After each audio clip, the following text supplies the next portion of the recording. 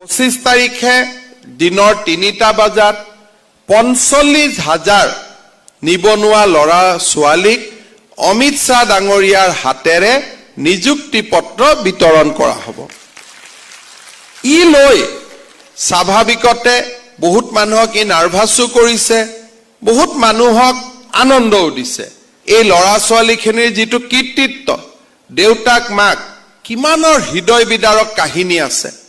কোনোবাই পকৰি বনাইছে, কোনোবাই ৰিক্সা চলাইছে, কোনোবাই ঠেলা চলাইছে।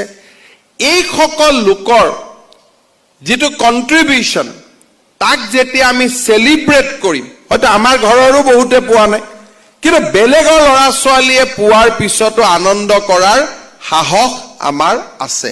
অহা জুন জুলাই মাহত আমি আৰু 15-16 হাজাৰ চাকৰি আমি এডভাৰটাইজ দি আছো।